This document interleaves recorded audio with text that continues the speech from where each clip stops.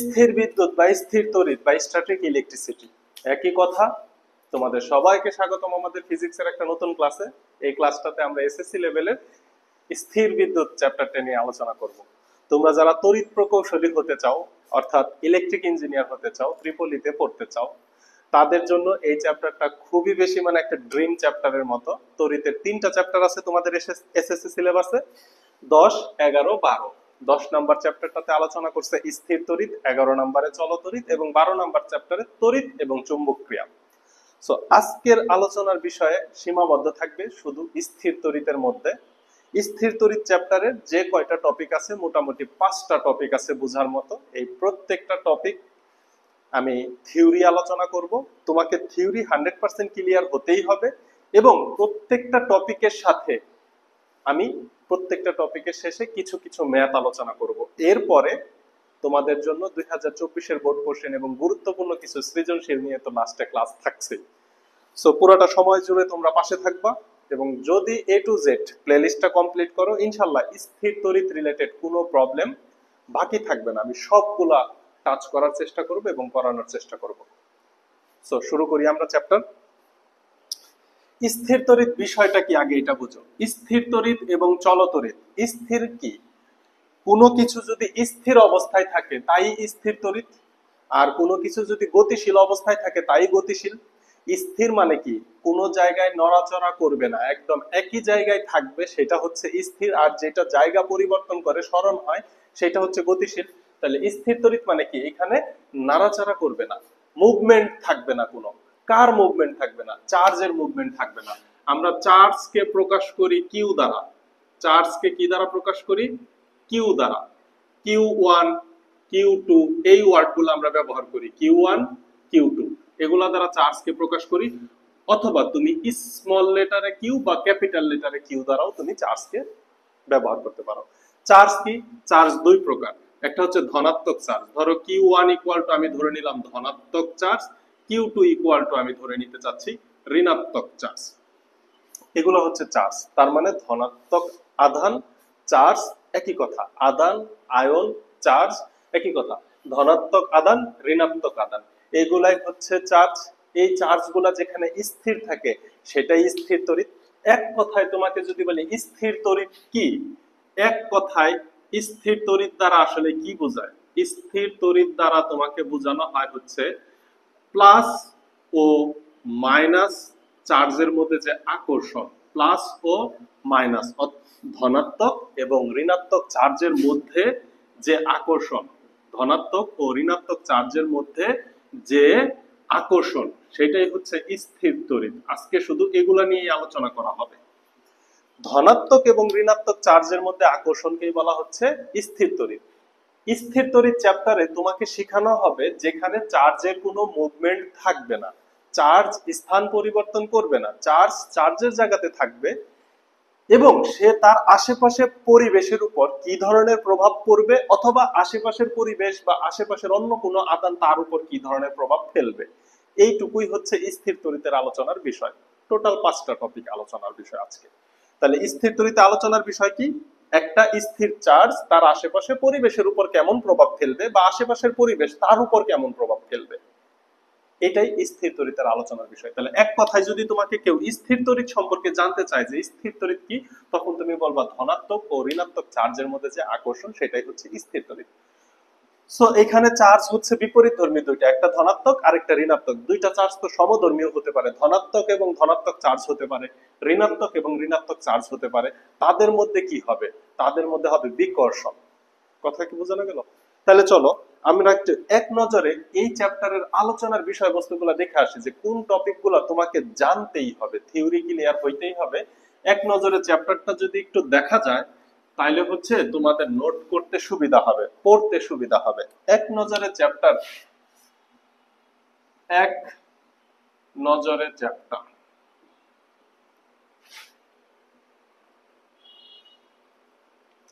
এক নজরে chapter 1 number. এই চ্যাপ্টার থেকে যা জানতে হবে সেটাকে এইভাবে বলা যায় যে একটি ধনাত্মক চার্জ বা যে কোনো একটি মৌল একটি ইলেকট্রন ত্যাগ করলে বা একটি ইলেকট্রন গ্রহণ করলে কতটুকু চার্জে চার্জিত হবে, এটাকে বলা হয় কোয়ান্টাইজেশন অফ ইলেকট্রন। এই কোয়ান্টাইজেশন অফ ইলেকট্রনটা তোমাদের বইয়ের থিওরিতে নাই, এসএসসি তে, কিন্তু 2020 সালে সিলেট বোর্ডে এখান থেকে কোশ্চেন চলে আসছে। তাহলে ফার্স্ট আলোচনার বিষয় কি? Quantisation of charge. Quantisation of charge, এটা সূত্রটা কি? কিউ ইকুয়াল টু এনই, অর্থাৎ কয়টা ইলেকট্রন ত্যাগ করলে কতটুকু চার্জে চার্জিত হবে, অথবা কতটুকু চার্জ থাকলে সেখানে ইলেকট্রনের সংখ্যা কতটুকু, এই বিষয়গুলো নিয়ে আলোচনা করা হবে। প্রথম যেটা কোয়ান্টাইজেশন অফ চার্জ, এই টপিকটা বোঝার পরে এই চ্যাপ্টারের সবথেকে গুরুত্বপূর্ণ দুইটা টপিক, একটা হচ্ছে ইলেকট্রিক ফোর্স বা তড়িৎ বল। তড়িৎ বল বা ইলেকট্রিক ফোর্স এফ দ্বারা প্রকাশ করা হয়, সূত্র হচ্ছে কে ইনটু দুইটা চার্জের গুণফল Q1 Q2 ডিভাইডেড বাই তাদের মধ্যবর্তী দূরত্বের বর্গ। এই যে তড়িৎ বল, বলের একক নিউটন, এগুলা পরে দেখাবো।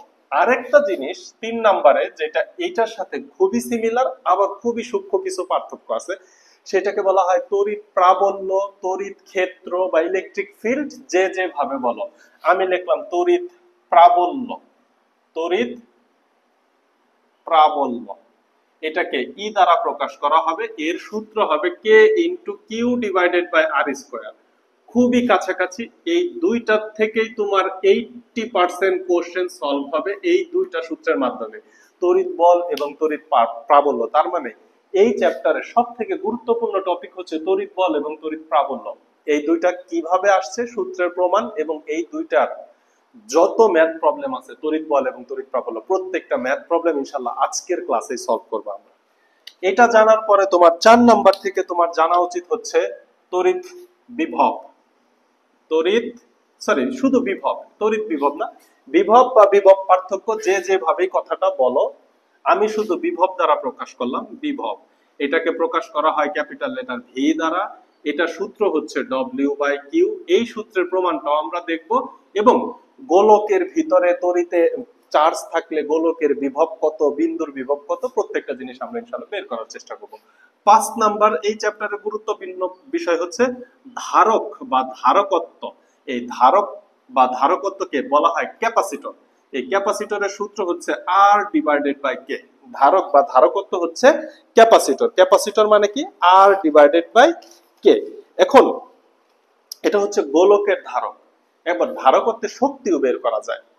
ধারকত্বের শক্তি হচ্ছে is equal to half C V square, সেটাও আমরা ম্যাথের মধ্যে দেখব।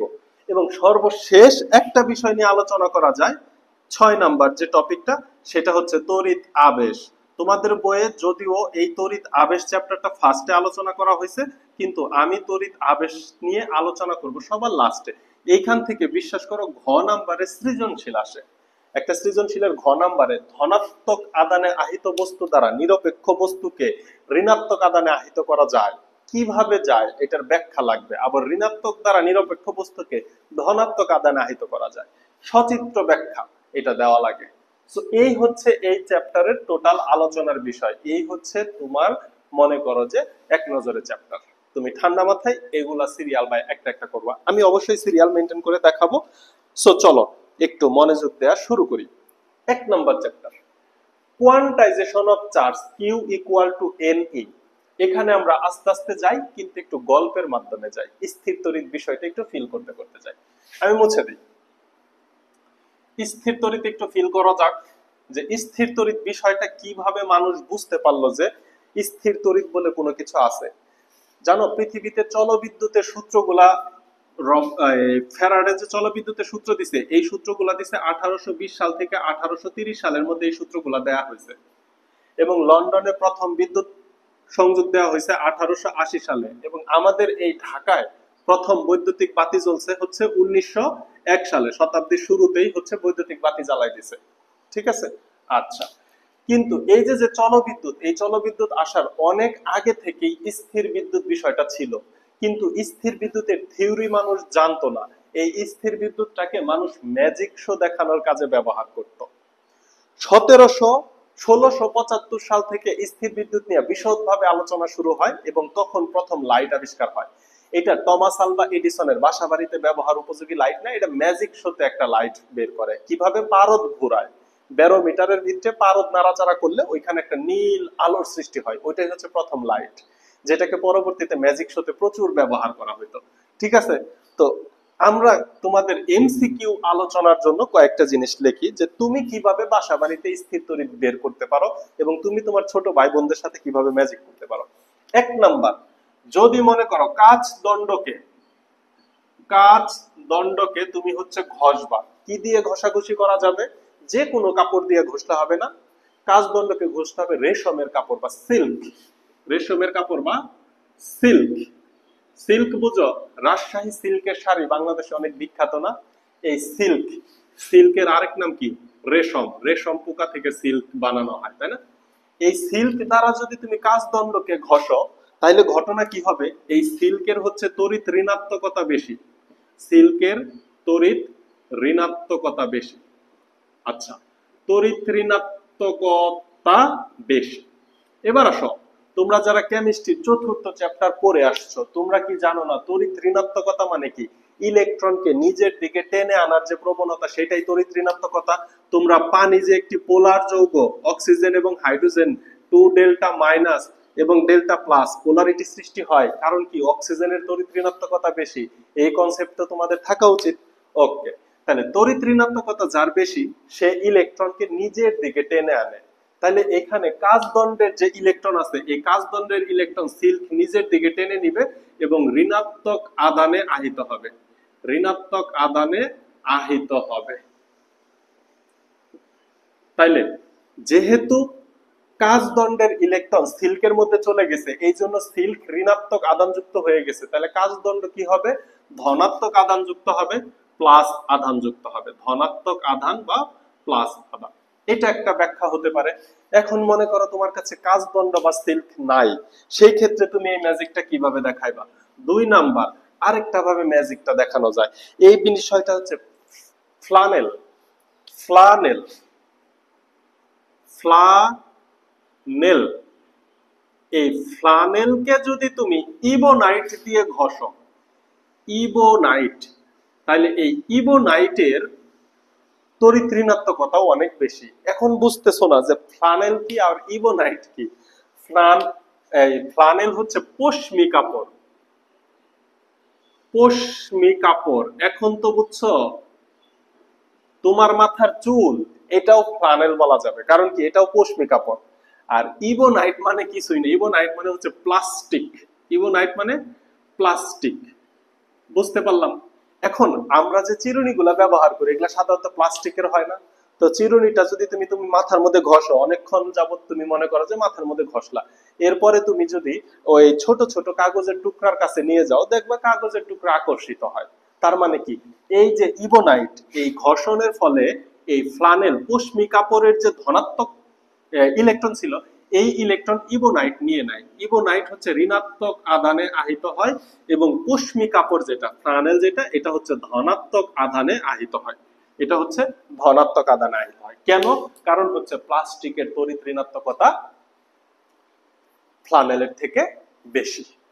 তো এই যে ঘটনা, এই ঘটনাগুলা থেকে স্থির তড়িতের একটা সুন্দর প্রমাণ পাওয়া যায়, যেটা আমরা বাস্তবে ফিল করতে পারি। আরেকটা উদাহরণ দেই, বাস্তব উদাহরণ থেকে। শীতের দিনে কখনো গোসল করে তোমরা কি রোদ্রের মধ্যে বসো না? তো আমরা যখন শীতের দিনে গোসল করে ছাদের উপরে চলে যাইতাম, প্লাস্টিকের চেয়ারের মধ্যে বৈশা বৈশা শরীরে লোশন লাগাইতাম আর রোদ্রের মধ্যে বসতাম। ঠিক আছে, তো প্লাস্টিকের চেয়ারের মধ্যে বসার ফলে একটা ঘষাঘষি হয় না? পিঠের একটা ঘষা লাগে। এর ফলে কি হয়? এই যে হাতের লোম, পিঠের লোম, এগুলাকে প্লাস্টিকের চেয়ার হচ্ছে আকর্ষণ করে। এই জিনিসটা স্পষ্ট ফিল করতে পারবা। তোমরাও প্লাস্টিকের চেয়ারে বসে দেখো, দেখবা তোমার হাতের লোমকে আকর্ষণ করতেছে। তার মানে কি? এখানে স্থির তড়িৎ হয়েছে। প্লাস্টিকের চেয়ার মানে ইবোনাইট, সে হচ্ছে ঋণাত্মক আদানে আহিত হয়। কথা কি বোঝানো গেল? আচ্ছা, তাহলে এই যে এইখান থেকে আমরা বুঝলাম যে প্লাস এবং মাইনাস ঘর্ষণের ফলে, দুইটা পদার্থের ঘর্ষণের ফলে যার তড়িৎ ঋণাত্মকতা বেশি, সে ইলেকট্রনকে নিয়ে নেয়। ইলেকট্রনকে নিয়ে নিলেই তো সে ঋণাত্মক আদান হয়ে গেল, আরেকটা হয়ে গেল ধনাত্মক আদান। আর আমরা জানি স্থির তড়িৎ মানে প্লাস এবং মাইনাসের মধ্যে আকর্ষণ বলটাকে বলা হচ্ছে স্থির তড়িৎ। তাহলে এইখান থেকে অ্যাকচুয়ালি স্থির তড়িতের ঘটনা শুরু হলো। আরো যদি একটু ডিটেলস ঘটনা বলতে চাই, যে স্থির তড়িৎ সম্পর্কে আরেকটু ডিটেলস বলি, তাহলে জানো 1750 সালের ঘটনা, ছোট্ট করে একটু বলি। 1750 সালে প্রথম লাইডেনজার আবিষ্কার করে। 1750 সালে প্রথম লাইডেনজার আবিষ্কার করে। এই লাইডেনজার কি, এই লাইডেনজারটা আবিষ্কার করে হচ্ছে বিজ্ঞানী মোসেনব্রক। এই লাইডেনজারটা হচ্ছে কিছুই না, জার, এই যে LAYDEN, ঝার মানে হচ্ছে জগ, কাচের একটা পাত্র। এই কাচের পাত্রের মধ্যে পানি দিছে, উপরে এরকম একটা কাঠের বস্তু দিয়ে ভিতরে মনে করে একটা ধাতব দণ্ড ঢোকাই দিছে। এইটাই হয়ে গেছে লাইডেনজার। এই লাইডেনজারের মধ্যে তড়িৎ স্টোর করছে, তড়িৎ জমা করছে। এটাকে বলা হয় ফার্স্ট ক্যাপাসিটর। ক্যাপাসিটর মানে কি, যে কিছু পরিমাণ তড়িৎ সঞ্চয় করে রাখতে পারে। এই লাইডেনজার দিয়ে খুব মজার একটা পরীক্ষা আছে। কিভাবে? অনেকগুলা লাইডেনজার এইভাবে নিছে, হ্যাঁ, অনেকগুলা লাইডেনজার নেওয়ার পরে কি করছিল, 40 থেকে 50 মিটার লম্বা একটি লোহার দণ্ড, আমি উপরের অংশ মুছে দিই, 40 থেকে 50 মিটার একটি লোহার ধাতব দণ্ড এইরকম ভাবে দাঁড়া করাইছে, এইভাবে দাঁড় করাইছে। এখন আসো, তোমার বইয়ে স্থির তড়িৎ চ্যাপ্টারের শুরুতেই দেখো তো বজ্রপাতের একটা ছবি দেওয়া আছে। এই বজ্রপাতের ছবি কেন তোমার বইয়ের চ্যাপ্টারের শুরুতে দেয়া আছে, এটা কি তুমি একবারও ভাবছো? তার মানে বজ্রপাতের সাথে স্থির তড়িতের একটা সম্পর্ক আছে, তাই না? তা না হলে তো চ্যাপ্টারের শুরুতে বোর্ড বইয়ে বজ্রপাতের ছবি দিত না। তো বজ্রপাতের মধ্যে যে তড়িৎ প্রবাহ হয়, এখানে যে তড়িৎ আছে, এই বিষয়টা তখন তারা গেস করছিল। তো তারা চেষ্টা করতেছিল যে বজ্রপাতে যে বিদ্যুৎটা উৎপন্ন হচ্ছে, এই বিদ্যুৎ কি কোনোভাবে আমি সঞ্চয় করতে পারি। তখন তারা এই বিদ্যুৎ সঞ্চয় করার জন্য এই ধরনের একটা পদ্ধতি ব্যবহার করলো। এই যে এখানে পরিবাহী তার দ্বারা যুক্ত করে দিল লাইডেনজারের সাথে প্রায় 40 মিটার লম্বা একটি ধাতব দণ্ড। এরপরে তারা অনেকদিন ওয়েট করলো, কিসের জন্য, যে এই ধাতব দণ্ডের উপর যখনই বজ্রপাত পড়বে, বজ্রপাত বুঝো তো, গ্রামের ভাষায় বলে ঠাড়া পড়া, ঠাড়া পড়া, বুঝতে পারছো?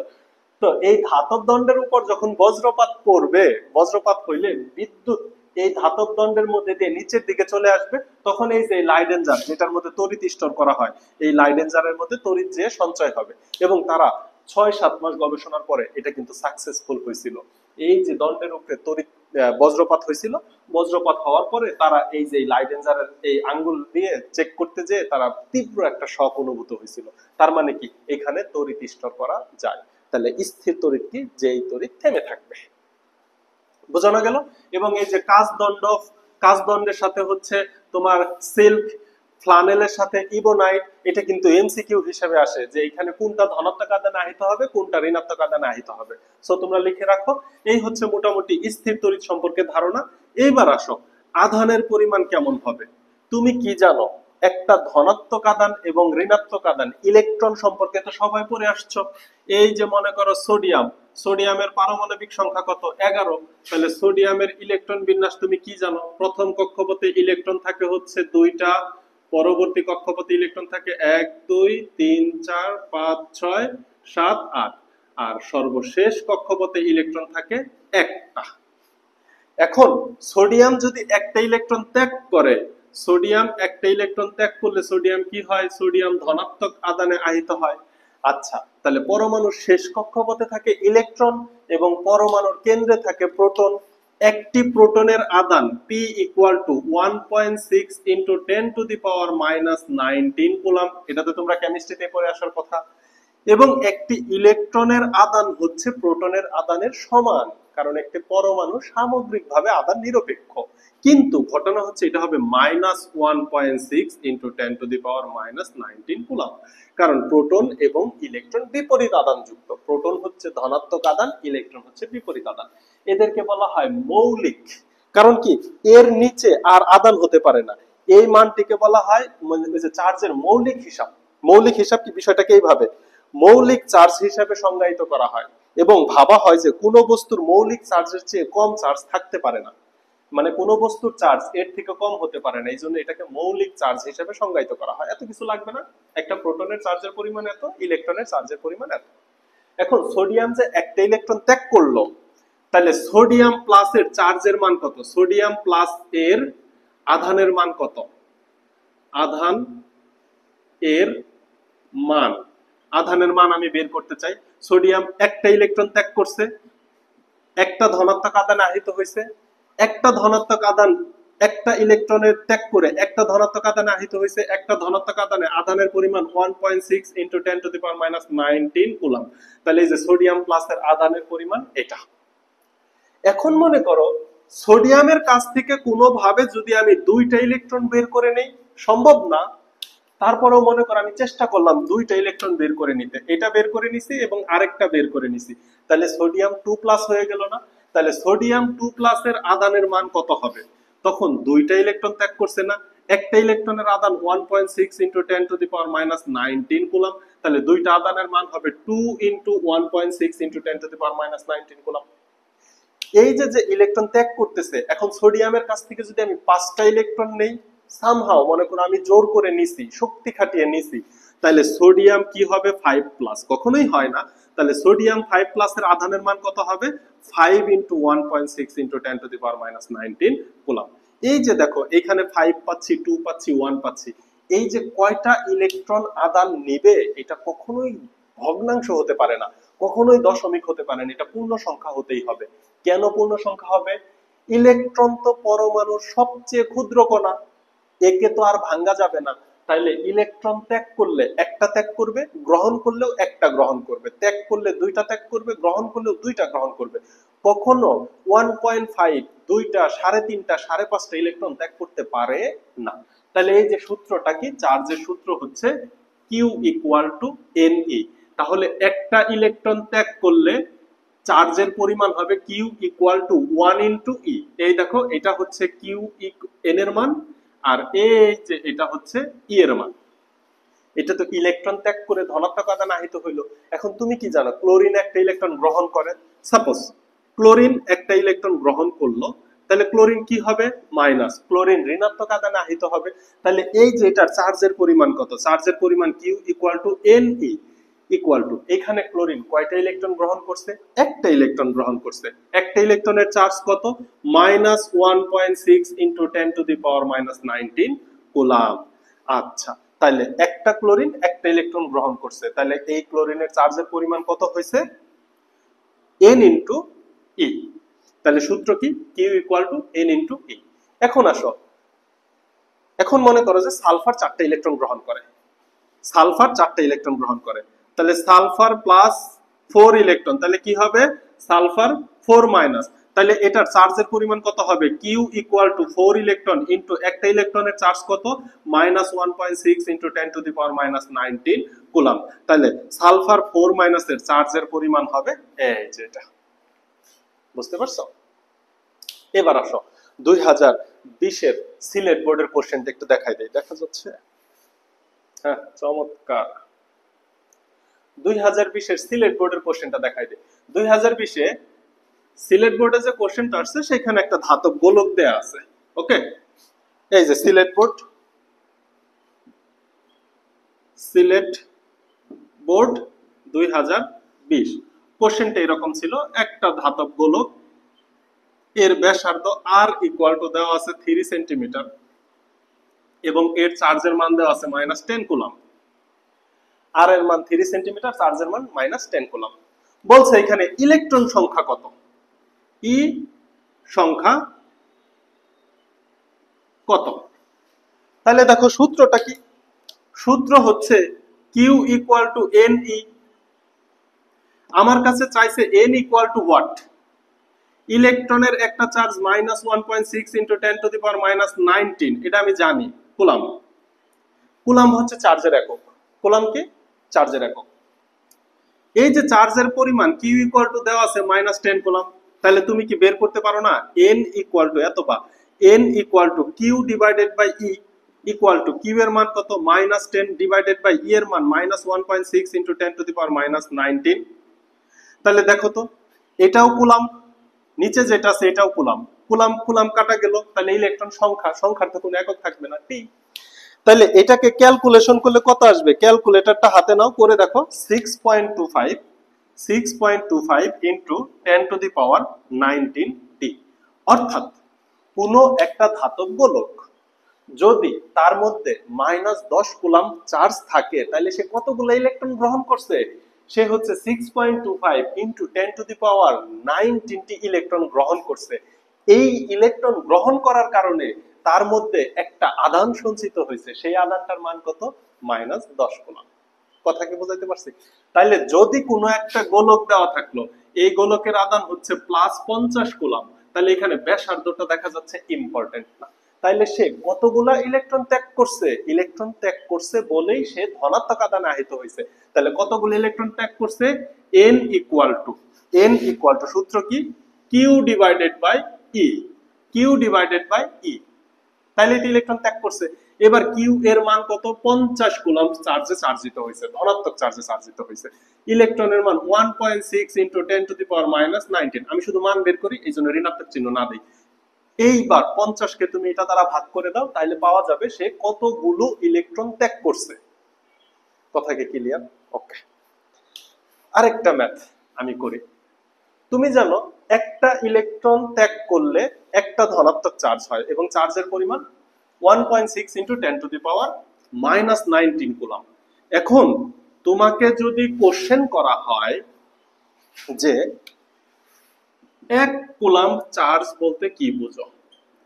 1 কুলম্ব চার্জ বলতে কি বুঝো? খুবই গুরুত্বপূর্ণ। 1 কুলম্ব চার্জ বলতে কি বুঝো? কোশ্চেন করলো। আচ্ছা, কোশ্চেন তো শুধু 1 কুলম্ব চার্জ বলতে কি বুঝো এটা নাও থাকতে পারে। যদি বলে 10 কুলম্ব চার্জ বলতে কি বুঝো, 50 কুলম্ব চার্জ বলতে কি বুঝো, বলতেই পারে। -10 কুলম্ব চার্জ বলতে কি বুঝো, এটা বুঝলে ওইগুলোও বুঝবা। 1 কুলম্ব চার্জ বলতে আমরা কি বুঝি? আচ্ছা, একটি ইলেকট্রন ত্যাগ করলে, এটা তো ধনাত্মক চার্জ তাই না? একটি ইলেকট্রন ত্যাগ করলে চার্জ, ধনাত্মক চার্জ হয় তাই না? চার্জ হয় 1.6 ইন্টু 10⁻19 কুলম্ব। এই যে দেখো এককটা কি? কুলম্ব। এটার একক কি? কুলম্ব। একটা ইলেকট্রন ত্যাগ করলে এত কুলম্ব ধনাত্মক চার্জে চার্জিত হয়। তাহলে 1 কুলম্ব চার্জে চার্জিত হওয়ার জন্য কতগুলো ইলেকট্রন ত্যাগ করতে হবে? এই সংখ্যাটা কিন্তু অনেক ছোট সংখ্যা। 1.6 কে ভাগ করতে হয় 10 এর পরে এইভাবে 19টা শূন্য দ্বারা ভাগ করলে যে সংখ্যাটা হবে সেটা হচ্ছে ইলেকট্রন সংখ্যা। এই চার্জের পরিমাণ অনেক কম। 1.6 কে 1 এর পরে 19টা শূন্য দিয়ে ভাগ করলে যা হবে সেটা হবে এই চার্জের মান। তার মানে এটা অনেক ছোট সংখ্যা, এই চার্জের পরিমাণ অনেক কম। আমি জানতে চাচ্ছি 1 কুলম্ব চার্জ বলতে কি বুঝো, বা 1 কুলম্ব চার্জ হইতে গেলে কতগুলা ইলেকট্রন ত্যাগ করতে হবে। তাহলে 1.6, এখান থেকে ঐকিক নিয়ম করি, 1.6 ইন্টু 10⁻19 কুলম্ব চার্জ হয় একটি ইলেকট্রন ত্যাগ করলে। একটি ইলেকট্রন ত্যাগ করলে অ্যাকচুয়ালি ঐকিক নিয়মে হচ্ছে যে কোনো ম্যাথ ফিল করা যায়। অতএব 1 কুলম্ব চার্জ হবে 1 ডিভাইডেড বাই 1.6 ইন্টু 10⁻19 টি ইলেকট্রন ত্যাগ করলে। তাহলে দেখো তো কতগুলো ইলেকট্রন ত্যাগ করতে হবে। এইটাকে যদি একটু ক্যালকুলেটর করো, ক্যালকুলেটর করলে মানে অ্যানসারটা এরকম পাবা, 6.25 ইন্টু 10⁻18 এতটি ইলেকট্রন ত্যাগ করলে। তাহলে 1 কুলম্ব চার্জ হওয়ার জন্য ইলেকট্রন ত্যাগ করতে হবে কোটি কোটি কোটি কোটি, লিটারালি কোটি কোটি ইলেকট্রন ত্যাগ করলে তুমি 1 কুলম্ব ধনাত্মক চার্জে চার্জিত হতে পারবা। তাহলে 10 কুলম্ব ধনাত্মক চার্জে চার্জিত হওয়ার জন্য ইলেকট্রন কতগুলো ত্যাগ করতে হবে? এই যে ফার্স্টের লাইন এটাই হবে, এত চার্জে চার্জিত হয় একটি ইলেকট্রন ত্যাগ করলে। 1 কুলম্বের জন্য কত, 10 কুলম্বের জন্য কত, ঐকিক নিয়ম করে তুমি করে ফেলতে পারবা। এই হচ্ছে কোয়ান্টাইজেশন অফ চার্জ। অথবা এটাকে এইভাবেও তো করতে পারতা, Q ইকুয়াল টু NE। অথবা চার্জের মান হচ্ছে 1 কুলম্ব, কতগুলো ইলেকট্রন ত্যাগ করবে, তাহলে N equal to Q divided by E equal to চার্জের মান 1 coulomb divided by 1.6 into 10⁻19 equal to 6.25 into 10⁻18। বুঝতে পারছো? তাহলে ঐকিক নিয়ম কেন করলাম? ঐকিক নিয়মের বিষয়টা ফিল করা যায়। আর কোয়ান্টাইজেশন অফ চার্জ, তাহলে ইলেকট্রনের সংখ্যা N equal to Q divided by E। থিওরিটা বইয়ে সুন্দর করে দেওয়া থাকলে ভালো হতো, কিন্তু দেয় নাই। যাই হোক, আমরা করে ফেললাম, বোর্ডে আসে, এমসিকিউতেও আসে, বেশ সময় গেল। এবার আমরা এই চ্যাপ্টারের সবথেকে গুরুত্বপূর্ণ দুইটা টপিক, প্রথম টপিক হচ্ছে আকর্ষণ বল, দুইটা চার্জের মধ্যবর্তী আকর্ষণ বল, এবং ওইটা রিলেটেড কিছু ম্যাথ করব। এর পরবর্তী টপিক হচ্ছে, এর পরবর্তী টপিক হচ্ছে বিদ্যুৎ বা তড়িৎ প্রাবল্য বা তড়িৎ ক্ষেত্র, এবং এই দুইটার মধ্যে পার্থক্য কি, সম্পর্ক কি, এবং এই রিলেটেড ম্যাথের মাধ্যমে আজকে ক্লাস শেষ করব। তাহলে আসো এখনকার হেডিংটা দেওয়া যাক, যে এখন আমরা কি নিয়ে আলোচনা করব। তাহলে এখন আমাদের আলোচনার বিষয় হবে তড়িৎ বল বা ইলেকট্রিক ফিল্ড।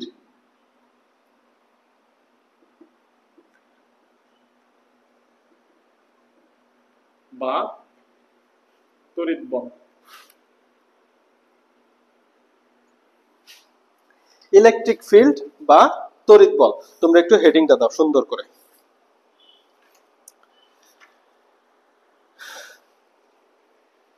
সরি এই জন্য আমি একটু চেক করলাম, ফিল্ড না ফোর্স।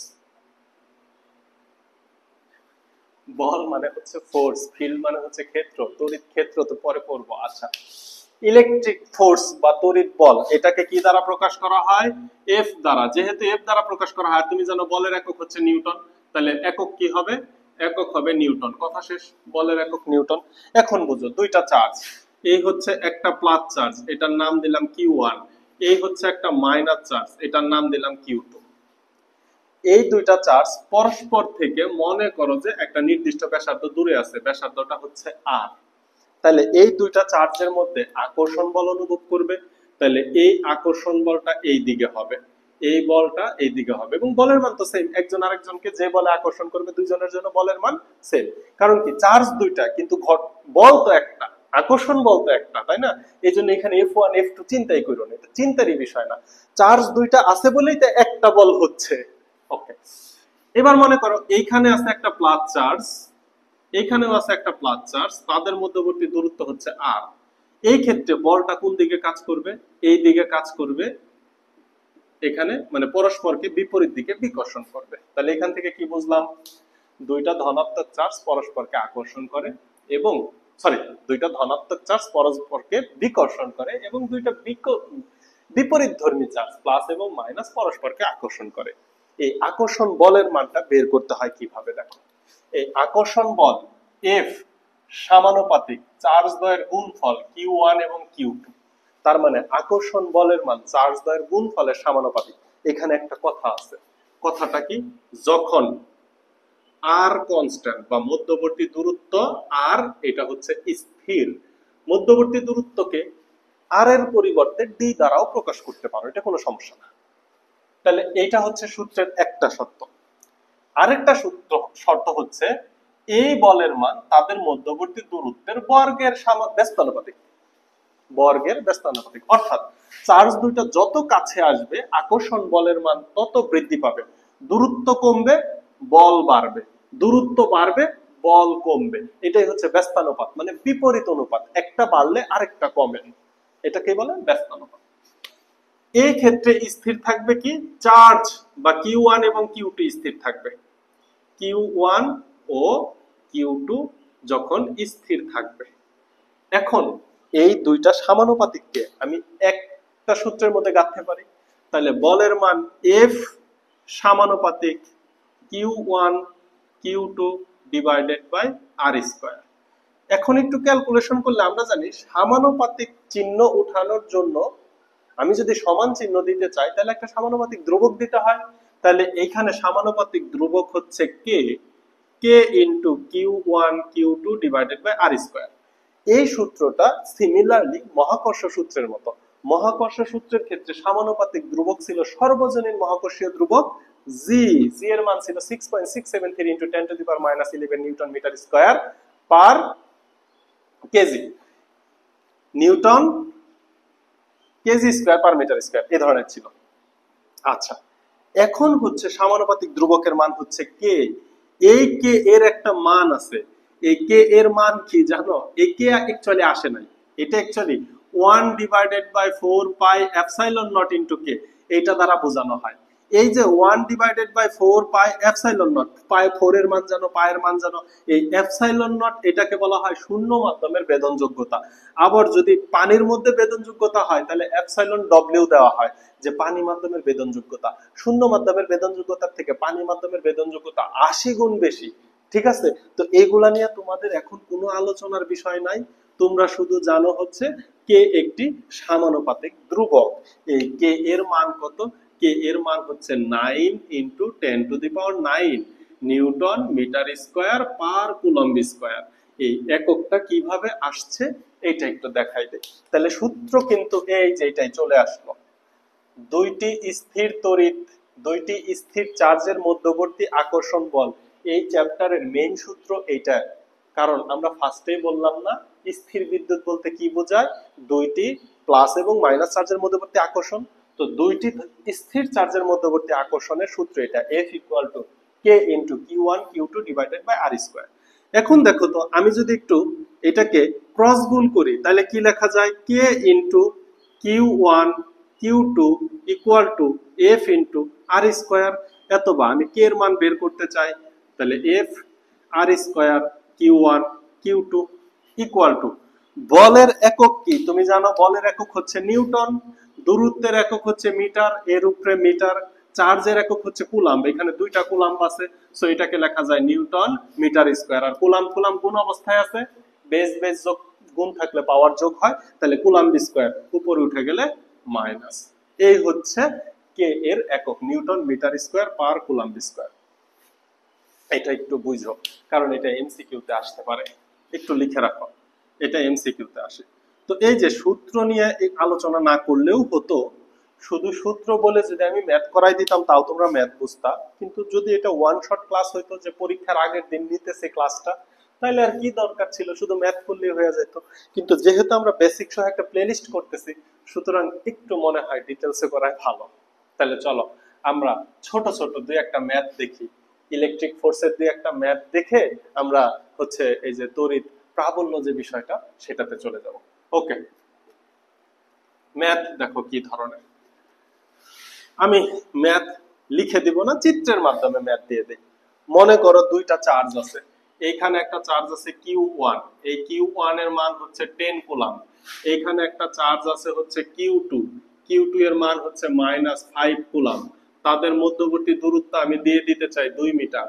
আর একটা বিষয় খেয়াল করো, এটা কিন্তু আর বলবো না, সেটা হচ্ছে দূরত্ব কিন্তু সবসময় এই কেন্দ্র থেকে হতে হবে।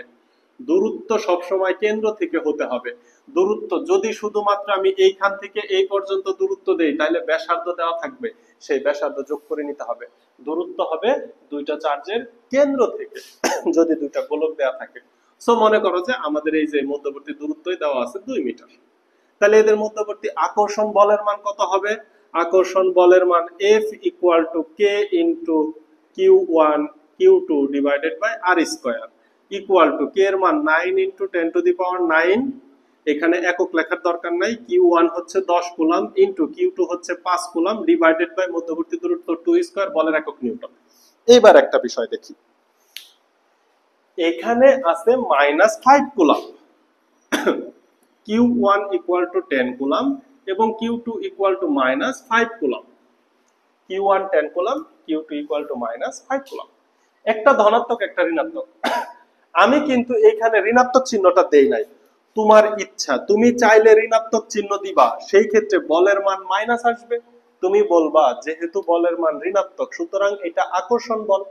আমরা কিন্তু এই যে যে আকর্ষণ বিকর্ষণ বল, এটা কিন্তু একটা ভেক্টর রাশি, তড়িৎ তীব্রতা এগুলা ভেক্টর রাশি, কিন্তু তোমাদের সিলেবাসে ভেক্টর নিয়ে আলোচনা করা হয় না। এইচএসসি তে যখন যাবা, স্থির তড়িতের এই ভেক্টর প্রতিপাদনও শিখতে হবে, ওইখানে ক্যালকুলাসের ব্যাপার স্যাপার আছে, ঠিক আছে?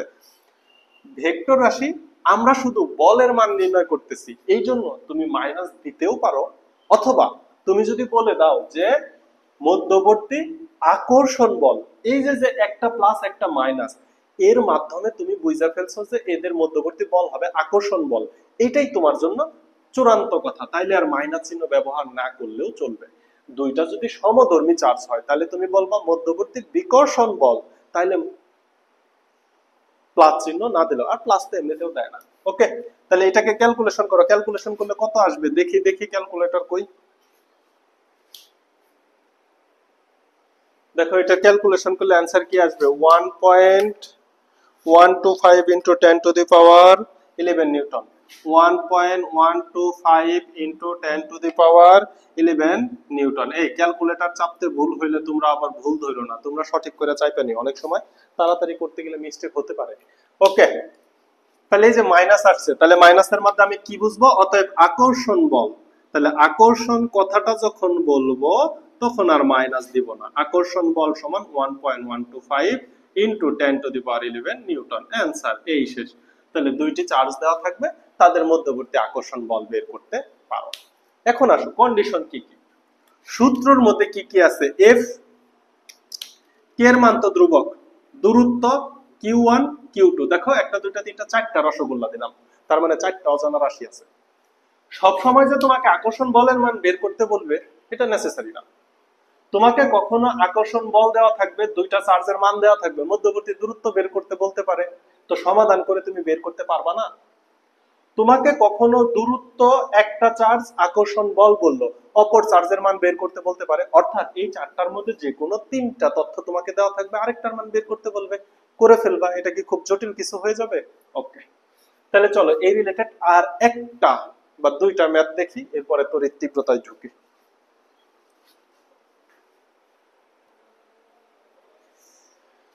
দেখো, সমান চার্জে আহিত দুইটি বস্তু বায়ুতে 50 সেন্টিমিটার ব্যবধানে রাখলে, সমান চার্জে, তার মানে দুইটার চার্জের পরিমাণ সমান।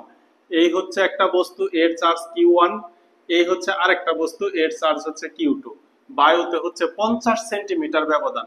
50 সেন্টিমিটার ইকুয়াল টু 0.5 মিটার কি আমি বলতে পারি? দূরত্ব মিটারে নিয়ে নিতে হবে, কারণ ধ্রুবক যে কুলম্ব ধ্রুবক কে, এর মান কিন্তু মিটারে আছে।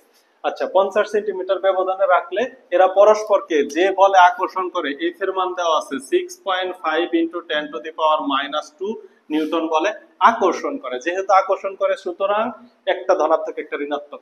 প্রত্যেক বস্তুর আধান নির্ণয় করো, একটা ধনাত্মক একটা ঋণাত্মক, কিন্তু আধানের মান সমান। আধানের মান বের করতে বলছে, তাহলে সূত্র কি? F equal to K into Q divided by R square. দুইটা আধান, কিউ এবং কিউ। ওকে, ফাইন। এখন দেখো কি লেখা যায়, Q into Q equal to, আচ্ছা এটা কি কিউ স্কোয়ার লিখে ফেলা যায়? কোনো সমস্যা নাই, পরে বর্গমূল করে দিবা। তাহলে কিউ স্কোয়ার ইকুয়াল টু, এটাকে লেখা যায় এফ আর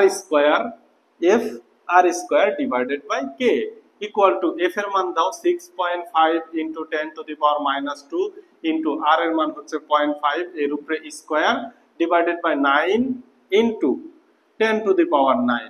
চার্জের একক কি? কুলাম। এখানে দুইটা আছে, সো কুলাম স্কোয়ার। এত বা Q equal to root over একদম সরাসরি অ্যান্সার করে দিই, এইখানে এত বা কিউ ইকুয়াল টু, এখানে সরাসরি রুট করে দিলাম, ইকুয়াল টু, এটার মান কত হবে করে দেখো, এটার মান হবে 1.3 ইন্টু 10⁻6 কুলাম। এটা হবে অ্যান্সার। কি সিম্পল। এখানে চার্জের মান দেওয়া ছিল না, কোথাও দূরত্ব দেওয়া থাকবে না। এবার একটু বল রিলেটেড একটু ডিপ ম্যাথ করা যাক, দুইটা ডিপ ম্যাথ করি, চলো।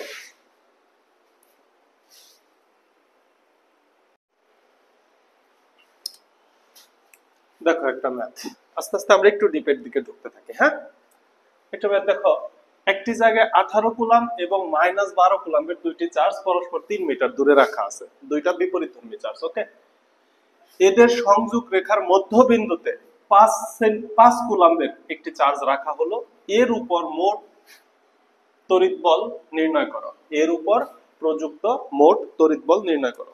চিত্রের মাধ্যমে আমি একটু বিষয়টা দেখাই। মনে করো যে এইখানে একটা চার্জ আছে, এই চার্জটা হচ্ছে 18 কুলম প্লাস 18 কুলম।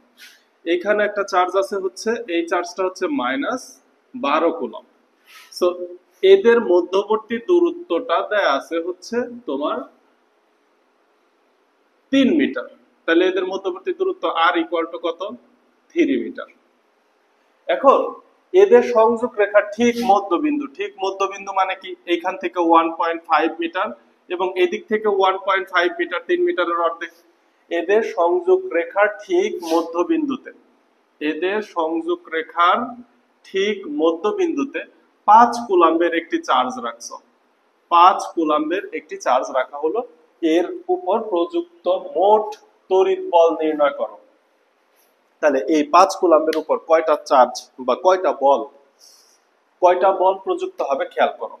এই 18 কুলাম এটা একটা প্লাস চার্জ, 5 কুলাম এটা একটা প্লাস চার্জ, প্লাস প্লাসকে বিকর্ষণ করে, তাহলে এই 18 কুলাম চার্জ 5 কুলাম চার্জকে বিপরীত দিকে বিকর্ষণ করবে, তাহলে এটা হবে বিকর্ষণ বল।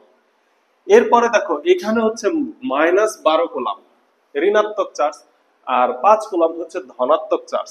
তো তুমি কি জানো ঋণাত্মক চার্জ ধনাত্মক চার্জকে আকর্ষণ করবে, তাহলে এই 12 কুলাম যেই বলে 5 কুলামকে আকর্ষণ করবে সেটাও কাজ করবে এইদিকে। তার মানে প্রথম বলটাকে যদি আমি F1 চিন্তা করি, দ্বিতীয় বলটাকে যদি আমি F2 চিন্তা করি, তাহলে 5 কুলাম্বের উপর মোট প্রযুক্ত বল F, মোট প্রযুক্ত বল F equal two F1 plus F2। কারণ কি দুইটা বল একই দিকে প্রযুক্ত হইতেছে, দুইটা বল একই দিকে প্রযুক্ত হইতেছে, তাহলে মোট প্রযুক্ত বল F1 প্লাস F2। তাহলে তোমার ঘটনা হচ্ছে আগে F1 বের করতে হবে। তাহলে F1 কি? F1 হচ্ছে 18 কুলাম 5 কুলাম্বের উপর কি পরিমাণ বল বিকর্ষণ বল প্রয়োগ করবে, সেটাই হচ্ছে তোমার F1। তাহলে F1 equal to K into 18 coulomb into 5 coulomb divided by তাদের মধ্যবর্তী দূরত্ব 1.5 স্কয়ার ইকুয়াল টু K এর মান 9 into 10 to the power 9, 18 into 5 divided by 1.5 এর উপরে স্কয়ার এত নিউটন। এটা হচ্ছে F1 সমান সমান, এটাকে যদি তুমি একেবারে ক্যালকুলেটর করো, একেবারে যদি ক্যালকুলেটরে তুলো, তাহলে পাবা হচ্ছে 3.6 into 10 to the power 11 newton. ক্যালকুলেটরে তো তোমরা চাপতে পারবা, তাই না? সাইন্টিফিক একটা ক্যালকুলেটর নিবা, সরাসরি করে ফেলবা। এটা হচ্ছে তোমার 18 কুলাম 5 কুলাম্বের উপর কি পরিমাণ বিকর্ষণ বল দিবে। ওকে, এইবার 5 কুলাম্ব এবং 12 কুলাম্বের মধ্যবর্তী যে F2 বল, এই বলটা আকর্ষণ বল হবে। এই F2 বলের মানটা বের করা যাক।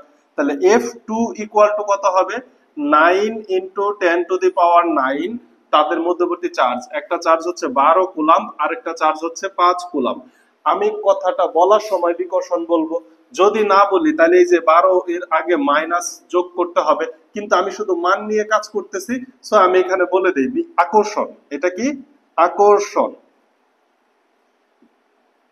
আকর্ষণ বল। আর এটা ছিল হচ্ছে বিকর্ষণ বল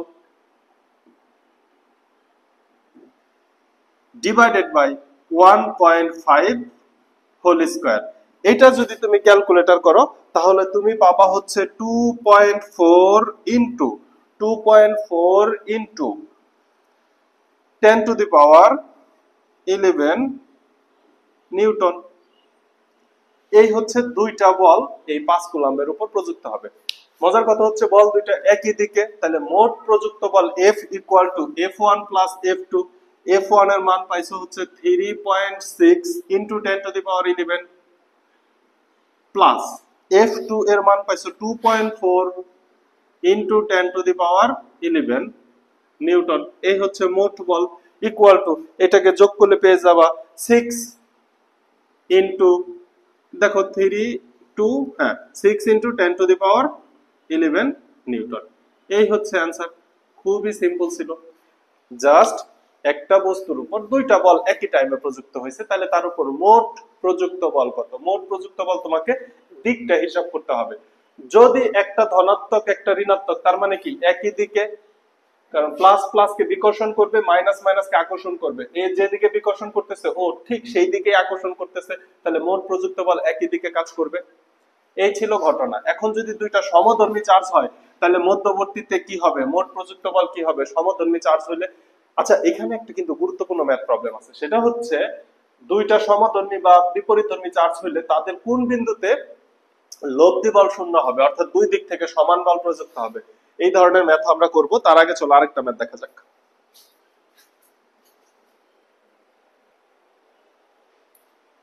দেখো, খুবই মজার এবং খুবই ইম্পর্টেন্ট একটা কোশ্চেন, প্রচুর আসে, প্রচুর। এই টাইপটা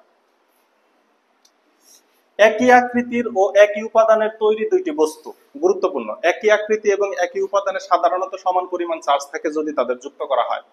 আর যুক্ত না করে চার্জ আমি বের করে নিছি বা চার্জ ইনপুট করছি, ওটা ভিন্ন বিষয়, তাহলে চার্জের মান ভিন্ন ভিন্ন হতে পারে। কিন্তু একই আকৃতির এবং একই উপাদান দ্বারা তৈরি দুইটি বস্তুকে যুক্ত করলে তাদের মোট চার্জের পরিমাণ সমান হবে, অর্থাৎ তাদের আদান যদি কম বেশি থাকে তাহলে আদান তারা লেনদেন করবে, লেনদেন করে মোট চার্জ সমান হয়ে যাবে। এটা একটা কনসেপ্ট।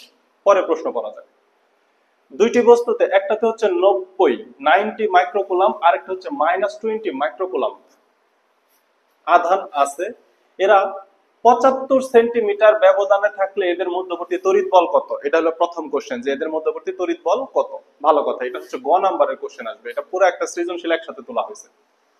পরবর্তীতে বস্তু দুটিকে একটি পরিবাহী তার দ্বারা যুক্ত করব। পরিবাহী তার দ্বারা যুক্ত করলে যেহেতু আদান ভিন্ন, তাহলে কি আদান প্রদান হবে বা লেনদেন হবে। এদের মধ্যবর্তী তড়িৎ বলের কিরূপ পরিবর্তন হবে? তাহলে প্রথম তড়িৎ বল এবং পরবর্তী তড়িৎ বলের একটা কম্পেয়ার চাইছে, কিরূপ পরিবর্তন হবে। তাহলে সিম্পল একটা চিত্র দেখি। এই হচ্ছে একটা চার্জ, যেটাকে আমি ধরতে পারি হচ্ছে 19 মাইক্রোকুলাম। এই মাইক্রোকুলামকে কুলাম্বে নিতে হবে, 10⁻⁻6 দ্বারা গুণ করলে কুলাম হয়ে যাবে। এই একটা চার্জ। এইখান থেকে তোমার মনে করো 75 সেন্টিমিটার দূরে আরেকটা চার্জ আছে, এইটার আধানের মান হচ্ছে -20 মাইক্রোকুলাম। Okay fine. 75 সেন্টিমিটারকে যদি আমি মিটারে নিতে চাই, তাহলে 75 সেন্টিমিটারকে মিটারে নিলে 100 দ্বারা ভাগ করতে হয়। কিলা একা ডাকাত মারিলে দেশে শান্তি 2 ঘর পরে, দেশে শান্তি 2 ঘর, 2টা শূন্য, তার মানে কি 100 দ্বারা ভাগ করলে 0.75 মিটার, তাহলে ইকুয়াল টু 0.75 মিটার। এখানে কিছু কাজ করে ফেললাম। এই হচ্ছে মোট ঘটনা। এখন আমি প্রথম অংশটা করে নেই যে এদের মধ্যবর্তী তড়িৎ বল কত হবে। তাহলে এদের মধ্যবর্তী তড়িৎ বলটা বের করা যাক। তাহলে এদের মধ্যবর্তী তড়িৎ বল F ইকুয়াল টু হবে K into Q1 Q2 Q1 Q2 Q1 Q2 divided by R square. আমি একটু পাশে মান লিখে দেই। Q1 equal to 90 microcoulomb equal to 90 into 10⁻⁻6 coulomb. Q2 equal to -20 into 10⁻⁻6 coulomb. একবার করে ফেললাম। ওকে। এবং মধ্যবর্তী দূরত্ব R ইকুয়াল টু 0.75 মিটার। আমি যে চিত্রের মধ্যে করছি তোমরা চিত্রের মধ্যে করবা না, এই যে পাশে করবা। এবার এখানে মান বসাও। এত বা F ইকুয়াল টু K এর মান 9 ইনটু 10⁻9, Q1 হচ্ছে 90 ইনটু 10⁻⁻6 ইনটু এটা কত -20 সো আমি 20 ইনটু 10⁻⁻6 ডিভাইডেড বাই R এর মান 0.75 স্কয়ার লিখে ফেলছি। কিন্তু যেহেতু এখানে আমি ধনাত্মক মান নিছি, তার মানে কি আমাকে এখানে বলে দিতে হবে এদের মধ্যবর্তী যে বল, এটা কি আকর্ষণ বল না বিকর্ষণ বল? দুইটি বিপরীতধর্মী চার্জ, তাহলে তাদের মধ্যবর্তী যে বল, এই বলটার নাম কি? আকর্ষণ বল। এই বলটার নাম কি? আকর্ষণ বল। F ইকুয়াল টু এটাকে একেবারে ক্যালকুলেটরে তুলে যদি তুমি ইকুয়াল চাপ দাও তাহলে পাবা হচ্ছে 28.8 নিউটন। ক্যালকুলেটরে তুলো, সায়েন্টিফিক ক্যালকুলেটর হাতে নাও, নিয়ে কাজ করো, দেখো 28.8 নিউটন পেয়ে যাবা। এই হচ্ছে এই দুইটা বলের মধ্যবর্তী বল, এই দুইটা চার্জের মধ্যবর্তী বল। এবার ঘটনা হয়েছে পরবর্তীতে কি করছি, বস্তু দুইটিকে একটি পরিবাহী তার দ্বারা যুক্ত করছি। তাহলে এদের মধ্যবর্তী তড়িৎ বলের কি রূপ পরিবর্তন হবে? তাহলে পরিবাহী তার দ্বারা যদি যুক্ত করি, যেহেতু তারা একই আকৃতির ও একই উপাদানের তৈরি, তাহলে তাদের চার্জের পরিমাণ হবে গড়, দুইটার চার্জের পরিমাণ সমান হবে। যেমন মনে করো একটা হচ্ছে 50 কুলাম, আরেকটা হচ্ছে 30 কুলাম। পরিবাহী তার দ্বারা যুক্ত করলে দুইটার চার্জ হবে 50 যোগ 30 ডিভাইডেড বাই 2, 60 70 80, 80 কে 2 দ্বারা ভাগ করলে 40, তাহলে প্রত্যেকটা গোলকের মধ্যে চার্জ হবে 40 কুলাম করে। এখন মনে করো যে এই দুইটা সমধর্মী চার্জ না হয়ে বিপরীতধর্মী চার্জ, বিপরীতধর্মী -30, তাইলে এটার গড় কিভাবে বের করব? এখানে ঘটনা দেখো, এখানে +50 কুলাম্ব আছে, এখানে -30 কুলাম্ব আছে। তাহলে এই -30 প্রথমত +30 কে নিউট্রালাইজ করে ফেলবে, নিরপেক্ষ বানায় ফেলবে, অবশিষ্ট থাকলো 20 কুলাম্ব। এই 20 কুলাম্ব দুইটা গোলকের মধ্যে সমানভাবে চলে যাবে, অর্থাৎ 10 কুলাম্ব করে। তুমি গড় করো, গড় কিভাবে? 50 প্লাস -30, গড় মানে কি? দুইটা সংখ্যার যোগফল ডিভাইডেড বাই 2 দ্বারা ভাগ, প্লাসে মাইনাসে কত? মাইনাস, তাহলে 50 - 30 ডিভাইডেড বাই 2, 50 থেকে 30 গেলে হচ্ছে 20, 20 কে 2 দ্বারা ভাগ করলে 10 কুলাম্ব করে হয়ে যাবে। তাহলে যেহেতু একই আকৃতির এবং একই উপাদানের তৈরি, তাহলে দুইটার মধ্যবর্তী চার্জ হবে গড় চার্জ। তাহলে আমি গড় চার্জটাকে একটু বের করে নেই। তাহলে না আমি আকর্ষণ বা বিকর্ষণ বলের মান বের করতে পারবো। তাইলে এই যে কথাটা কিভাবে লিখবো, যে পরিবাহী তার দ্বারা যুক্ত করলে এদের মধ্যবর্তী চার্জ হবে, পরিবাহী তার দ্বারা যুক্ত করলে এদের মধ্যবর্তী চার্জ হবে, পরিবাহী তার দ্বারা যুক্ত করলে এদের মধ্যবর্তী চার্জ হবে 90 plus -20 divided by 2, 90 plus -20 divided by 2। তো সেই ক্ষেত্রে একটা কথা হবে, চার্জ হবে Q1 equal to Q2, Q1 এবং Q2 সমান হবে, Q1 ইকুয়াল টু Q2, তার মানে Q1 এবং Q2 কারণ দুইটার মধ্যে সমান সমান চার্জ চলে যাবে, এত ইকুয়াল টু, সো 90 থেকে যদি 20 চলে যায় তাহলে থাকে 70 ডিভাইডেড বাই 2। আচ্ছা, এই ক্ষেত্রে কিন্তু হবে মাইক্রোকুলাম ইকুয়াল টু, তার মানে এখানে এখন আসতেছে 35 মাইক্রোকুলাম ইনটু একেবারে করে দেই -10⁶ হয়ে যাবে কুলাম। তাহলে দুইটার মধ্যবর্তী চার্জের মান হয়ে যাবে 35 ইনটু 10⁻⁶। দেখার বিষয় হচ্ছে এইখানে চিহ্নটা কি চিহ্ন, যোগ চিহ্ন, তার মানে দুইটা আধানের চার্জই হয়ে যাবে সমান এবং তারা হবে 35 ইনটু 10⁻⁶। আমি যদি চিত্র আঁকি তাহলে এই আধানের চার্জ হবে হচ্ছে 35 ইনটু 10⁻⁶ কুলাম, এটা হচ্ছে Q1 এবং এটার চার্জ হবে 35 ইনটু 10⁻⁶ কুলাম, এবং এদের মধ্যবর্তী দূরত্ব r ইকুয়াল টু 75 সেন্টিমিটারই থাকবে, মধ্যবর্তী দূরত্ব চেঞ্জ হবে না। এখন কথা হচ্ছে দুইটা চার্জে কি হয়ে গেছে, ধনাত্মক চার্জ হয়ে গেছে, তাহলে তাদের মধ্যবর্তী আকর্ষণ বল চেঞ্জ হবে, তাদের মধ্যবর্তী ক্রিয়াশীল বল চেঞ্জ হবে, আগে ছিল আকর্ষণ বল এখন হয়ে যাবে বিকর্ষণ বল। তাহলে এই বিকর্ষণ বলের মানটা বের করো, বিকর্ষণ বল F equal to K into F equal to K into K এর মান বসাই দাও 9 ইনটু 10⁹ ইনটু চার্জ দুইটার গুণফল 35 into 10⁻⁶ into 35 into 10⁻⁶ divided by তাদের মধ্যবর্তী দূরত্ব 0.75 মিটারে নিয়ে নিতে হবে স্কয়ার ইকুয়াল টু, এইটাকে ক্যালকুলেটরে বসাও, দেখো কত আসে 19.6 নিউটন। তাহলে এই বলটা হবে বিকর্ষণ বল, আগের বলটা হবে আকর্ষণ বল। কনসেপ্ট খুব সিম্পল।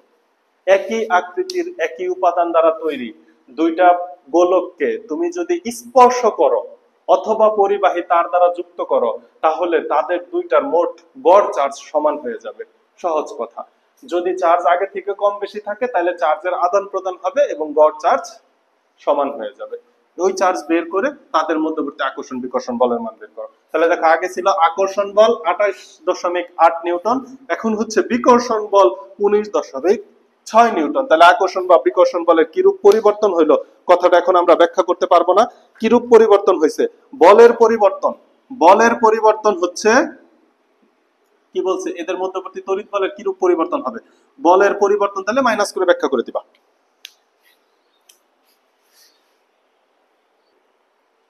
মাইনাস দিয়ে সরাসরি ব্যাখ্যা করে দিবা। তাহলে বলের পরিবর্তন লিখে দিব, বলের পরিবর্তন আগে ছিল হচ্ছে 28 নিউটন 28.8 মাইনাস 19.6 নিউটন, এটা হচ্ছে বলের পরিবর্তন। এটাকে মাইনাস করো, মাইনাস করলে 9.2 নিউটন, তাহলে বলের পরিবর্তন হয় 9.2 নিউটন। এখন তোমরা বলতে পারো যে এখানে যদি আমি আকর্ষণ কথাটা না লিখতাম তাহলে তো এখানে 28.8 নিউটন আসতো, তাহলে -28.8 থেকে যদি আমি -19.6 বাদ দিয়ে দেই তাহলে তো বলের পরিবর্তন অনেক হয়ে যায়। কিন্তু না, এখানে তো মাইনাস দ্বারা শুধু আকর্ষণ বা বিকর্ষণ বল বোঝানো হইতেছে, বলের পরিমাপ বোঝানো হচ্ছে না। এখানে মাইনাস দ্বারা বলের দিক বোঝানো হচ্ছে, ভেক্টর দিক বোঝানো হচ্ছে, আকর্ষণ বা বিকর্ষণ দিক বোঝানো হচ্ছে। তাহলে এইখানে বলের মান যদি নিয়ে কাজ করি, এখানে বলের মান ছিল 28.8 নিউটন, এখানে বলের মান হচ্ছে 19.6 নিউটন, বলের পরিবর্তন হবে 9.2 নিউটন। বুঝতে পারছো?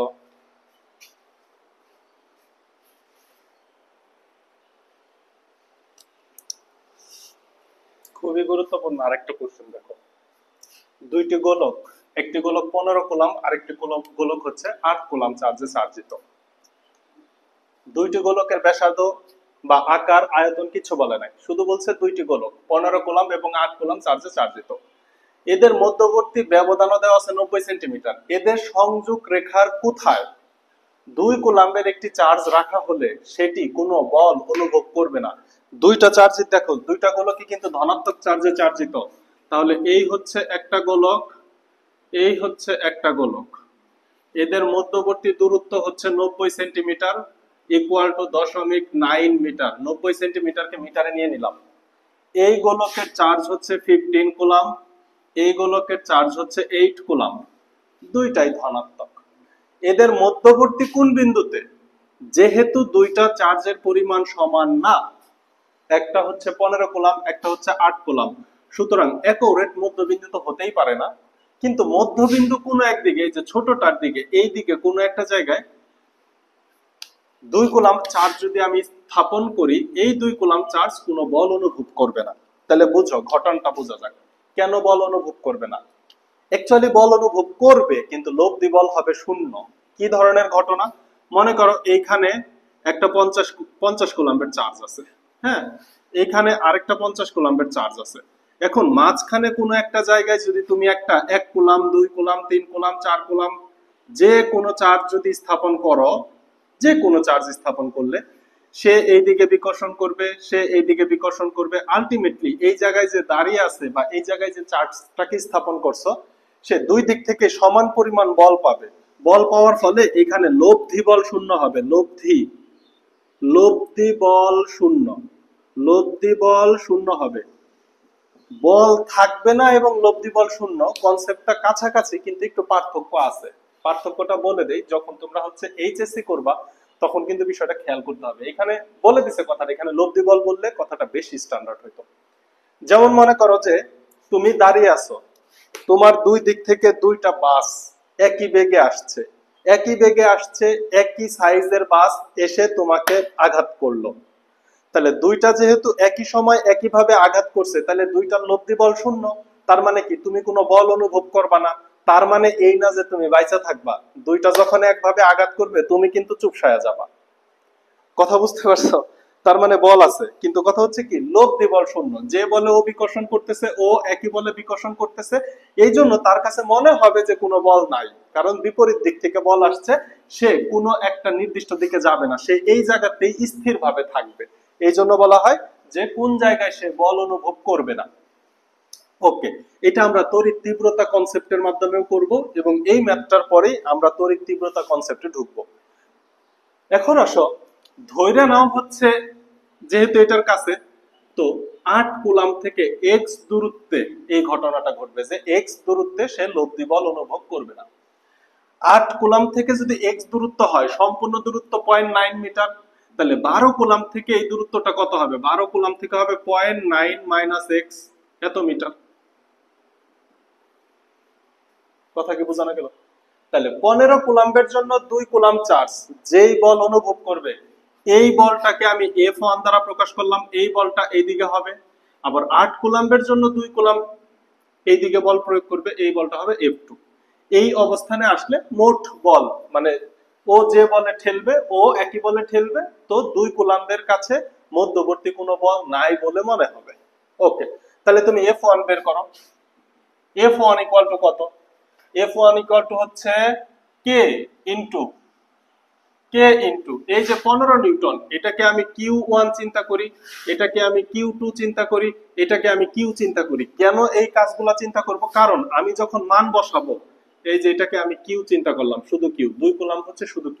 আমি ফার্স্টে মান বসাবো না, আমি লাস্টে মান বসাবো। এই ধরনের ম্যাথগুলো লাস্টে মান বসালে ক্যালকুলেশন সুবিধা হয়। তাহলে F1 এর জন্য, F1 এর এখানে কে কে বল প্রয়োগ করবে? Q1 এবং Q1 এবং Q1 ও Q এর মধ্যবর্তী বল F1, মধ্যবর্তী বল, এটাকে প্রকাশ করলাম আমি F1 দ্বারা। F1 equal to K into Q1 into Q divided by তাদের মধ্যবর্তী দূরত্ব 0.9 minus x whole square newton থাকলো। এটা হচ্ছে Q1 এবং Q2 এর মধ্যবর্তী বিকর্ষণ বল। এবার দেখো তো Q2 এবং Q এর মধ্যবর্তী বিকর্ষণ বলটা বের করি। Q2 ও Q, এর মধ্যবর্তী বিকর্ষণ বল। আগেরটাও বিকর্ষণ বলই ছিল, তোমরা একটু লিখে দিও মধ্যবর্তী বিকর্ষণ বল। তো এটার মান বের করলে এটাকে আমি F2 দ্বারা প্রকাশ করি। F2 = K * Q2 * Q divided by মধ্যবর্তী দূরত্ব x স্কয়ার। এই হচ্ছে নিউটন। এই দূরত্ব Q1 এবং Q চার্জের মধ্যবর্তী বলের কারণে, আর x দূরত্ব হচ্ছে Q2 এবং Q চার্জের মধ্যবর্তী বলের কারণে, এবং বলের মান এই। দূরত্বটা কিন্তু সমান না।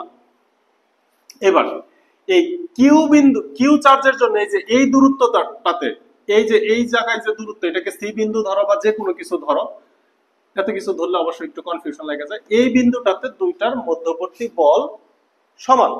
তাহলে প্রশ্ন মতে তুমি লিখতে পারো, এখানে লেখো অতএব প্রশ্ন মতে,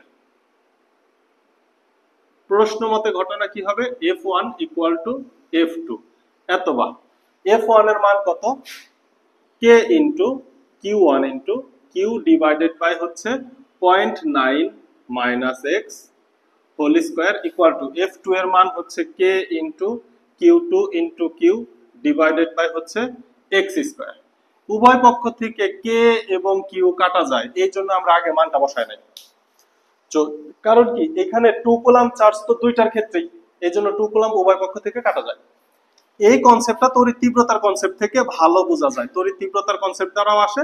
আবার যদি তীব্রতা কথাটা বলে যে কোন বিন্দুতে তড়িৎ প্রাবল্য বা তড়িৎ তীব্রতা সমান হবে, তখন তুমি তীব্রতা কনসেপ্ট দিয়ে ম্যাথ করবা। কিন্তু এখানে বলছে যে কোথায় বল অনুভব করবে না, তখন কিন্তু এই বলের কনসেপ্টের মাধ্যমে ম্যাথটা করতে হবে। কনসেপ্ট একই, জাস্ট তীব্রতা এবং প্রাবল্য সূত্র ভিন্ন ভিন্ন হবে, অ্যানসারও একই আসবে। তাহলে দেখো ঘটনা কি, এবার আসো এখানে Q1 এর নিচে Q2 নিয়ে আসো। Q1/Q2 = 0.9 - x whole square divided by x square. এখানে Q1 Q2 এর মান দেওয়া আছে, আমাকে x এর মান বের করতে হবে। তাইলে উভয় পক্ষকে বর্গ করে দাও। উভয় পক্ষকে বর্গ করলে এই সাইডে চলে আসবে Q1 / Q2 = এই সাইডে আসবে 0.9 - x ডিভাইডেড বাই x।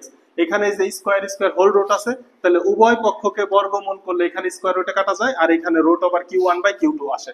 সাইডে চলে আসো, সাইডে চলে আসো। এবার দেখো Q1 / Q2 এর মান বসাই দাও।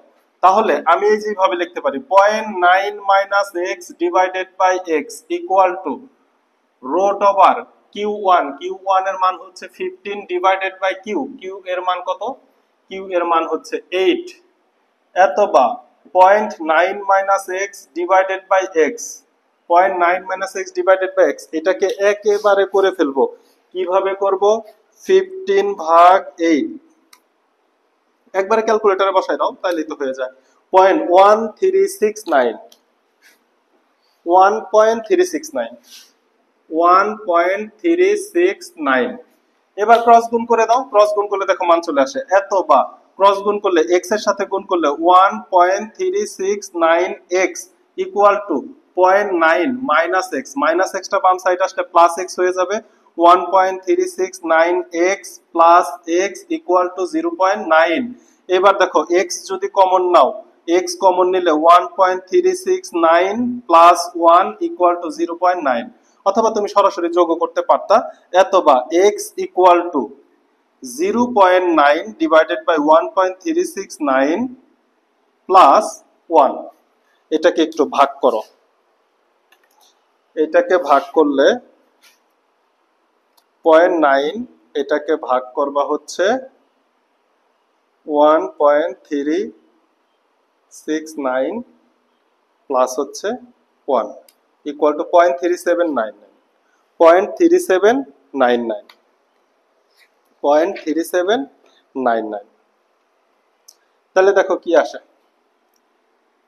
Equal to 0.3799 metre.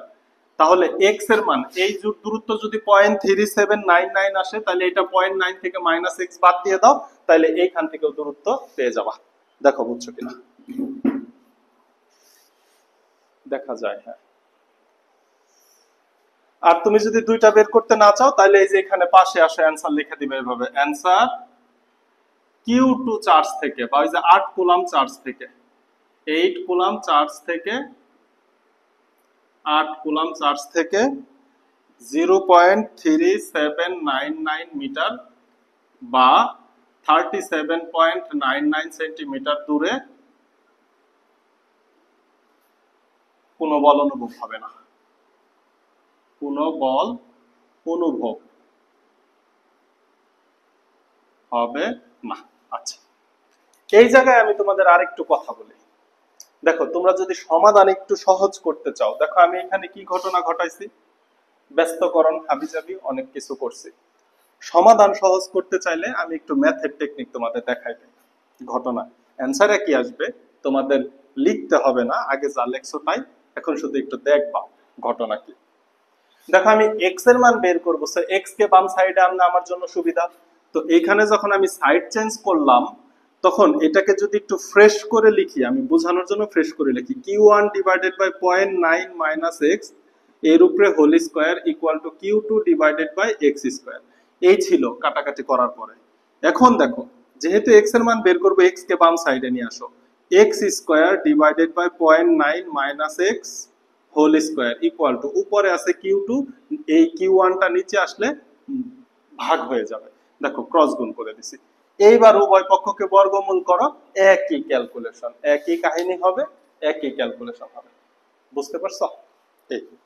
এইবার হচ্ছে মোটামুটি বল নিয়ে কথাবার্তা শেষ হলো। বল নিয়ে আরো দু চারটা কথা বলা যায়, তো আরো ম্যাথ একটা দুটো ছিল, কিন্তু এখন একটু তড়িৎ তীব্রতা কনসেপ্ট একটু দেখা দরকার। চলো।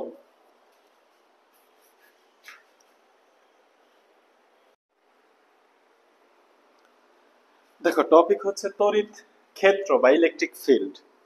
এবার তোমরা একটা প্রবাদ শুনছো না, প্রত্যেকটা সিংহের একটা নির্দিষ্ট সীমানা থাকে, এলাকা থাকে, তার এলাকার মধ্যে সেই রাজা।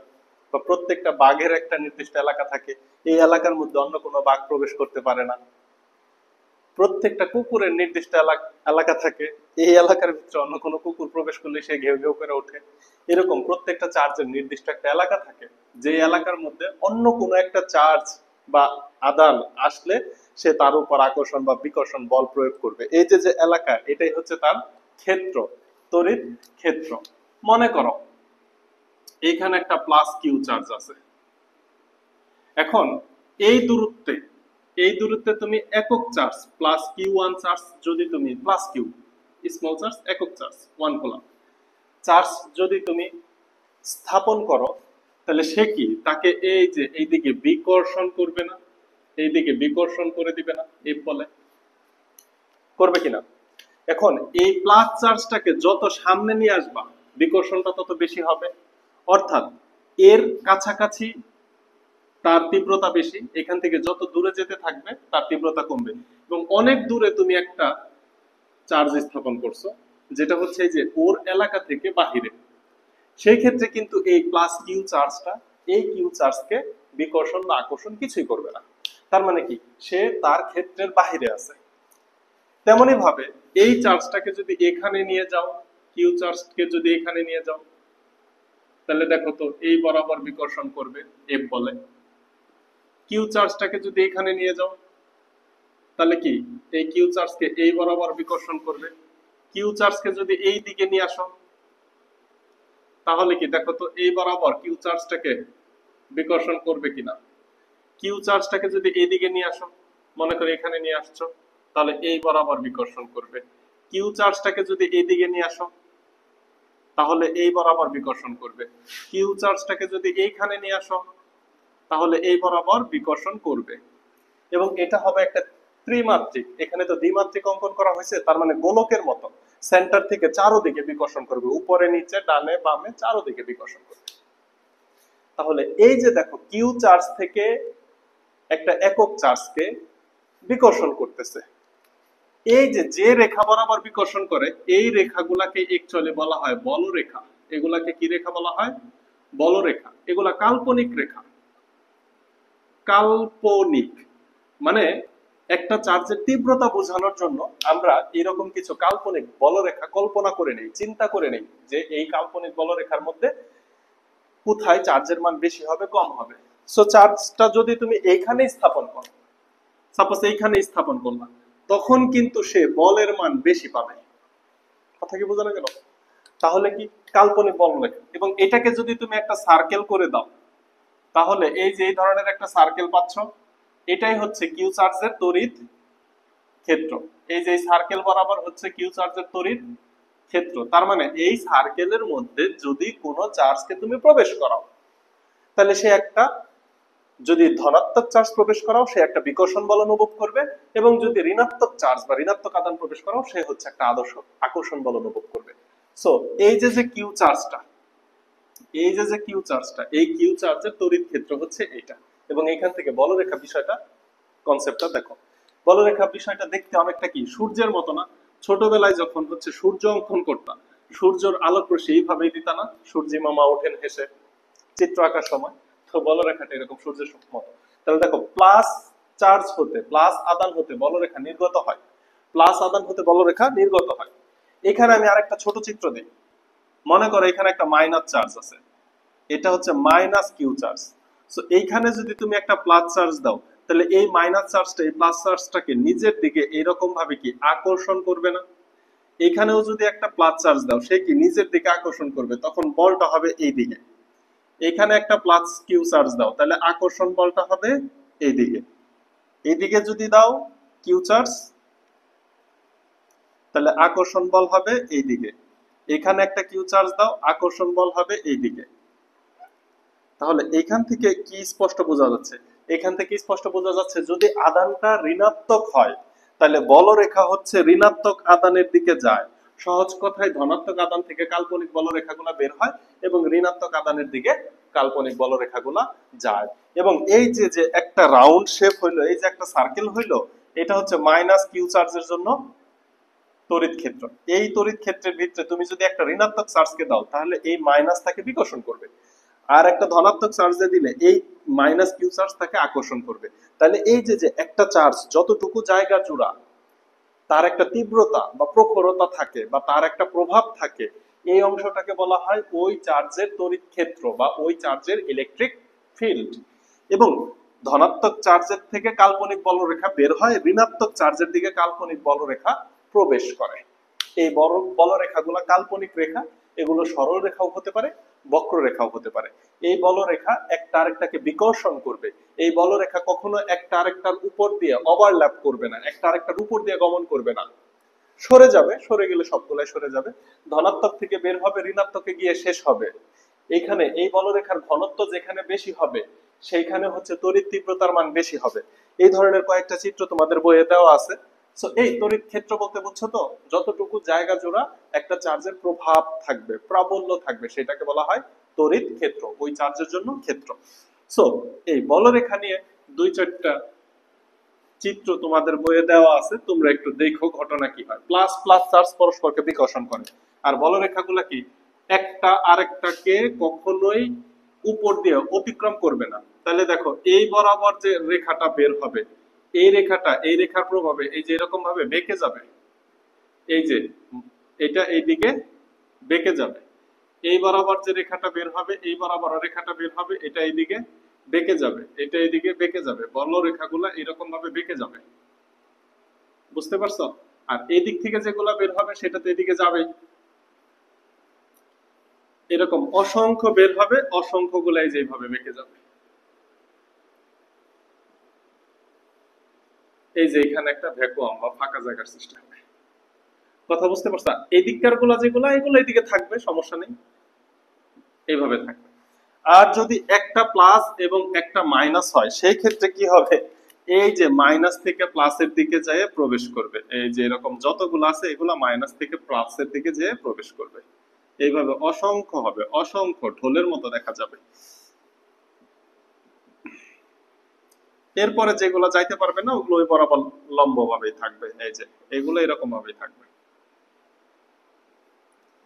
এই হচ্ছে বলরেখা কনসেপ্ট। তোমাদের বলরেখা কনসেপ্ট নিয়ে খুব বেশি প্রবলেম নাই, জাস্ট বলরেখা। আচ্ছা, এটা তো মাইনাসের দিক, এটা মাইনাস। এই হচ্ছে বলরেখা কনসেপ্ট। কথা কি বুঝতে পারছো? তাহলে এখানে গুরুত্বপূর্ণ ছিল তড়িৎ ক্ষেত্র। এখানে কি গুরুত্বপূর্ণ? তড়িৎ ক্ষেত্র, যে একটা একক চার্জ কোনো একটা আহিত চার্জের কাছে আনলে সে আকর্ষণ বা বিকর্ষণ বল অনুভব করবে, এটাই স্বাভাবিক। কিন্তু মনে করো যে এখানে 10 কুলাম্ব চার্জ রাখা আছে, এটা ধনাত্মক চার্জ, ওর এই একটা নির্দিষ্ট ফিল্ড থাকবে, এই ফিল্ডের মধ্যে অন্য একটা 1 কুলাম্ব চার্জকে আনলে সে ধাক্কা দিয়ে দূরে সরাই দিবে, বিকর্ষণ করবে। তাহলে যেই অংশ পর্যন্ত সে এই কাজটা করবে, যতটুকু জায়গা পর্যন্ত তার প্রভাব থাকবে, এতটুকুই হচ্ছে তার তড়িৎ ক্ষেত্র।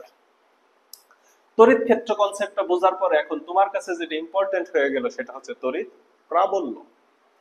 তড়িৎ প্রাবল্য বিষয়টা হচ্ছে, তড়িৎ প্রাবল্যকে ই দ্বারা প্রকাশ করা হয়। তড়িৎ প্রাবল্য E equal to Q into K into Q divided by R square. এখন একটু প্রবলেম হয়ে গেল। প্রবলেম হচ্ছে তড়িৎ প্রাবল্য কনসেপ্টটা বুঝে এটা থেকে ম্যাথ করতে হবে। আমি তো ফার্স্টেই বলছি যে আজকে বল এবং প্রাবল্য শেষ করব, কিন্তু বলের ম্যাথ যেগুলো করলাম, প্রাবল্যের ম্যাথ করতে গেলে ক্লাস 2 ঘন্টা পর্যন্ত চলবে, ঠিক আছে? আমি তো ফার্স্টে ভাবছিলাম একটু সংক্ষেপে অনেক কিছু পড়াই ফেলবো, কিন্তু কথা বলতে বলতে অনেকগুলা কথা হয়ে যায়। তো আমরা তড়িৎ প্রাবল্য নিয়ে পরবর্তীতে আরেকটা ক্লাস করি, কারণ বল এবং প্রাবল্য থেকে তোমার 80% ম্যাথ কভার হয়ে যাবে। কোন বিন্দুতে প্রাবল্য শূন্য হবে, হ্যাঁ, ধনাত্মক এবং ঋণাত্মক চার্জ থাকলে অনেক ম্যাথ প্রবলেম আছে, অনেক। তো নেক্সট ক্লাসটাতে আমরা তড়িৎ প্রাবল্যের উপরে করি, বিভব ধারকত্ব, এগুলোও হয়তো নেক্সট ক্লাসেই বলা যাবে। সো সিরিয়াল ভাই, আমি তোমাদের প্রত্যেকটা টপিক শেষ করাই দেবো। আজকের প্রথম ক্লাসটা এখানেই শেষ করি, কি বলো? সো পরবর্তী ক্লাসের জন্য অবশ্যই তোমাদের স্বাগতম, দেখবে ইনশাল্লাহ ভালো লাগবে। আল্লাহ হাফেজ, আজকের ক্লাস এই পর্যন্ত শেষ।